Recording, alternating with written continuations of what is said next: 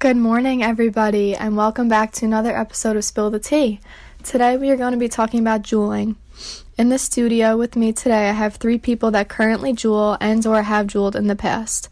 Everyone will be asked the same questions, which will help us to see how their stages of addiction differ. Now for our first interview, please say hello to Mila. Hi, everyone. Thank you for having me.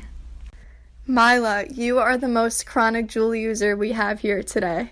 How long have you been Juuling for? I started Juuling in May of my junior year of high school.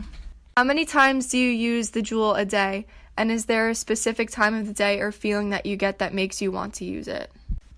I don't really know an exact amount of times that I use it throughout the day, but normally I'll always have it with me, whatever I'm doing, and I will normally go to it if I'm stressed or sad. Do you ever think that you have a problem? Or do other people tell you that you have a problem? I know that I have a problem, and I especially realized that I have a problem when my roommate told me that she has caught me multiple times hitting the Juul in my sleep. Also, I realized that throughout my time that I've owned my Juul, the amount of money that I've spent on pods is beginning to become ridiculous, and some of my friends have also mentioned the same thing to me. What do you think about the illnesses and deaths caused by Juuling? Have you ever tried to quit after hearing about them?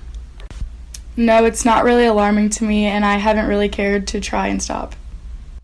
Up next, we have a more moderate Juul user. Everyone, please welcome Courtney.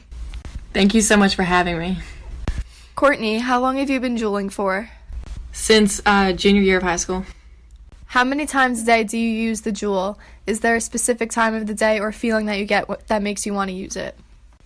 When I get out of class, I kind of hit as a stress reliever, and I try not to hit at night before I go to bed. Do you ever think that you have a problem? Do other people tell you that you have a problem? I realized I had a problem when I would lose my Juul and freak out looking for it. What do you think about the illnesses and deaths that are caused by Juuling? Have you ever tried to quit after hearing about them?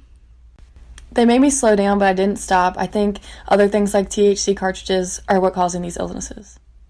I know you don't use your Juul nearly as much as our last guest. Do you have any advice for her to stop using it so frequently? I think Mila should get different flavor pods so that she doesn't like it as much, and it makes her not want to hit it because it tastes gross. Well, Courtney, thank you so much for your insight. Finally, we have our last guest.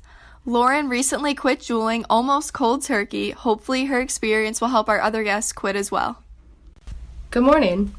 How long did you Juul for before you quit, and how often did you use it in a day? My friend and I shared a Juul junior year, so neither of us got addicted, and her mom found it. Then we got another one to share for the rest of the year, but then my mom found it, and I didn't get another one until summer going into JMU. And I used it mostly at night, but I felt like I didn't really need it, and I only hit it because I saw it there. A certain time of the day or feeling you would get that made you want to use your Juul?